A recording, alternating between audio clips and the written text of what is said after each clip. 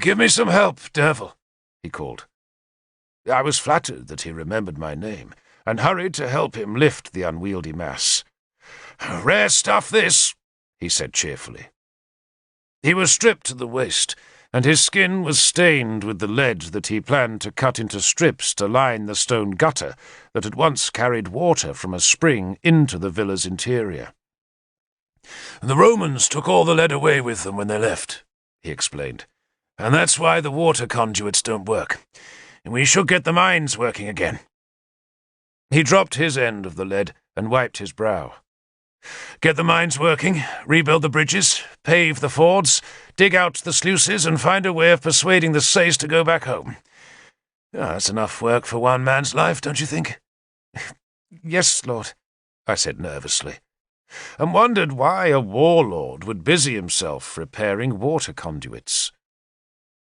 The council was to meet later in the day, and I thought Arthur would be busy enough preparing for that business. But he seemed more concerned with the lead than with matters of state. "I don't know if you saw lead or cut it with a knife," he said ruefully. "I ought to know. I'll ask Gwilithin. He seems to know everything. Did you know that you always put tree trunks upside down if you use them for pillars?" "No, Lord." "It stops the damp from rising, you see, and keeps the timber from rotting. That's what Gwilithin tells me. I like that sort of knowledge. It's good, practical knowledge, the kind that makes the world work." He grinned at me. "So, how are you liking Owain?" he asked. "He's good to me, Lord," I said, embarrassed by the question. In truth, I was still nervous of Owain, though he never showed me any unkindness. "He should be good to you," Arthur said. "Every leader depends on having good men for his reputation." "But I'd rather serve you, Lord," I blurted out with youthful indiscretion. He smiled. "You will, Derval. You will. In time. If you pass the test of fighting for Owain." He made the remark casually enough, but later I wondered if he foresaw what was to come. In time I did pass Owain's test, but it was hard, and perhaps Arthur wanted me to learn that lesson before I joined his band of men. He stooped again to the lead sheet, then straightened as a howl sounded through the shabby building. It was Pellinore protesting his imprisonment. "Owain says we should send poor Pell to the Isle of the Dead," Arthur said, referring to the island where the violent mad were put away. "What do you think?" I was so astonished at being asked that at first I did not reply. Then I stammered that Pellinore was beloved of Merlin, and Merlin had wanted him kept among the living, and I thought Merlin's wishes should be respected. Arthur listened gravely, and even seemed grateful for my advice. He did not need it, of course, but was just trying to make me feel valued. "Then Pellinore can stay here, lad," he said. "Now, get hold of the other end. Lift." Lindinnis emptied next day. Morgan and Nimue returned to Innis Widrin, where they planned to rebuild the Tor. Nimue brushed aside my farewell. Her eyes still hurt. She was bitter, and she wanted nothing from life except revenge on Gundlius, which was denied her. Arthur went north with all his horsemen to reinforce Tudric on Gwent's northern border, while I stayed with Owain, who had taken up residence in Caer Cadern's great hall. I might be a warrior, but in that high summer it was more important to gather in the harvest than stand guard on the fort's ramparts. So, for days at a time, I gave up my sword, and the helmet, shield, and leather breastplate I had inherited from a dead Silurian, and went to the king's fields to help the serfs bring in the rye, barley, and wheat. It was hard work, done with a short sickle that had to be sharpened constantly on a strickle, a wooden baton that was first dipped in pig's grease, then coated with fine sand that put a keen edge on the sickle's blade. though the edge never seemed sharp enough for me, and, fit as I was, the constant stooping and tugging left my back aching and my muscles sore. I'd never worked so hard when I lived on the Tor, but I had now left Merlin's privileged world and was a part of Owain's troop. We stooked the cut grain in the fields, then carted vast heaps of rye straw to Caer Cadern and Lindinnis. The straw was used to repair the thatched roofs and to restuff the mattresses, so that for a few blissful days our beds were free of lice and fleas, though that blessing did not last long. It was at that time I grew my first beard, a wispy gold affair, of which I was inordinately proud. I spent my days doing back-breaking work in the fields, but I still had to endure 2 hours of military training each night. Howl had taught me well, but Owain wanted better. "That's Illyrian you killed," Owain said to me one evening when I was sweating on Caer Cadern's ramparts after a bout of single-stick with a warrior named Mapon. "I'll wager you a month's wages to a dead mouse that you killed him with your sword's edge." I did not take the wager, but confirmed that I had indeed sliced the sword down like an axe. Owain laughed, then dismissed Mapon with a wave of his hand. "Howl always taught people to fight with the edge," Owain said. "Watch Arthur the next time he fights.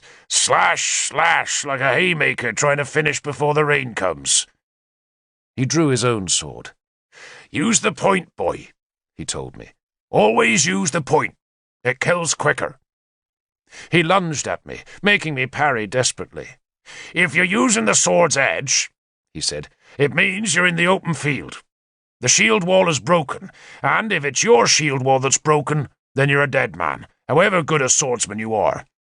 But if the shield wall holds firm, then it means you're standing shoulder to shoulder, and you don't have room to swing a sword, only to stab." He thrust again, making me parry. "Why do you think the Romans had short swords?" he asked me. "I don't know, Lord." "Because a short sword stabs better than a long one, that's why," he said.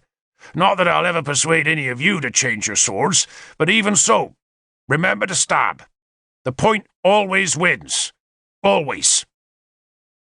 He turned away, then suddenly whipped back to stab at me, and somehow I managed to knock his blade aside with the clumsy single stick. Owain grinned. "You're fast," he said, "and that's good. You'll make it, boy, so long as you stay sober." He sheathed his sword and stared eastwards.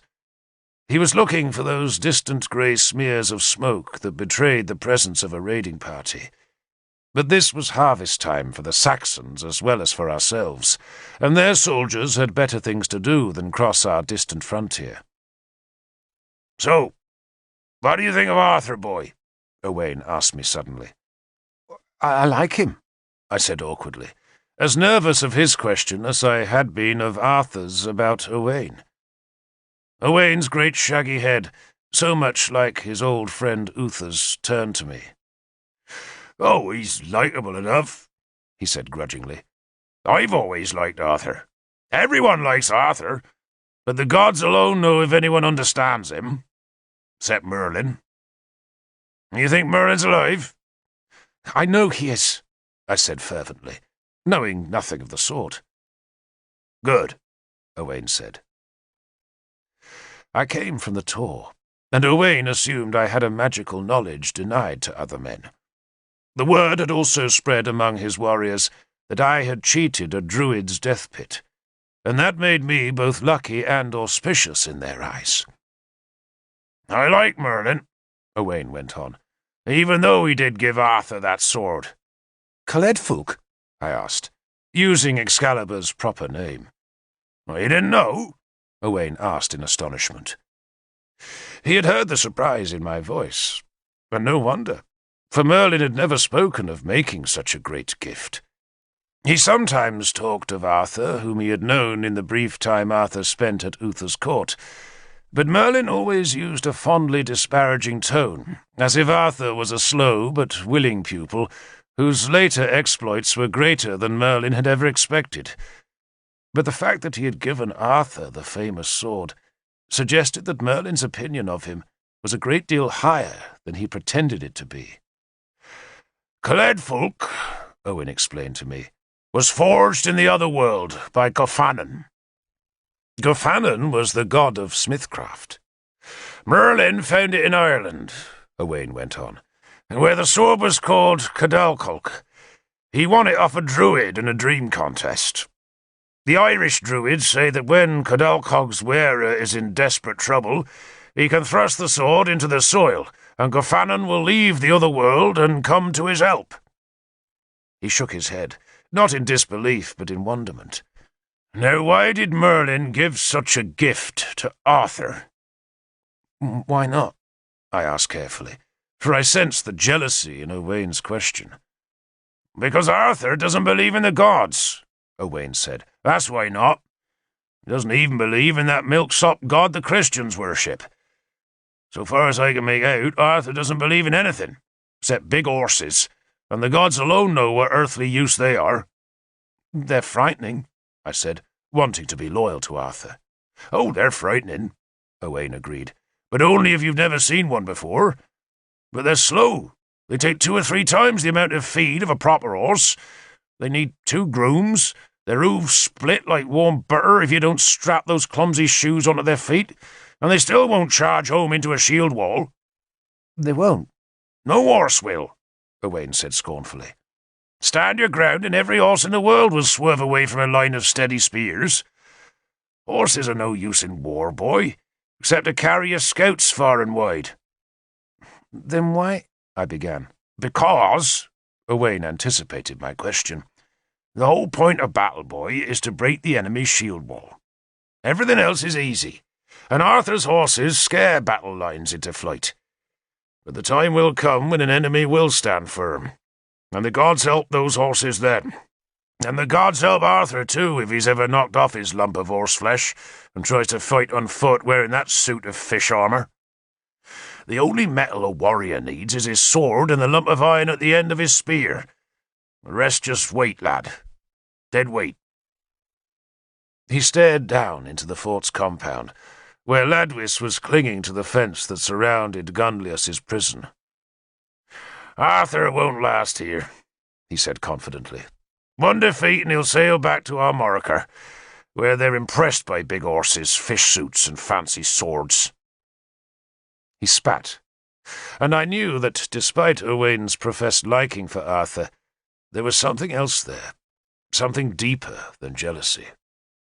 Owain knew he had a rival, but he was biding his time, as, I guessed, Arthur was biding his, and the mutual enmity worried me, for I liked both men.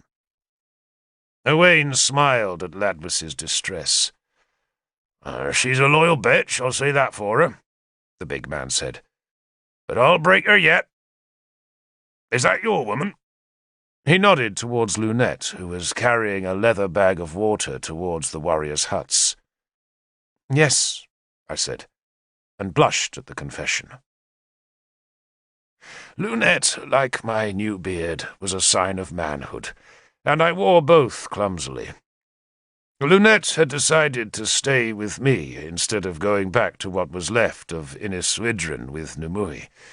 The decision really had been Lunette's, and I was still nervous of everything about our relationship, though Lunette seemed to have no doubts about the arrangement. She had taken over a corner of the hut, swept it, screened it with some withy hurdles, and now talked confidently about our joint future. I had thought she would want to stay with Numui, but since her rape, Numui had been quiet and withdrawn. Indeed, she had become hostile, speaking to no one except to turn away their conversation. Morgan was tending her eye, and the same smith who had made Morgan's mask was offering to make a gold ball to replace the lost eyeball.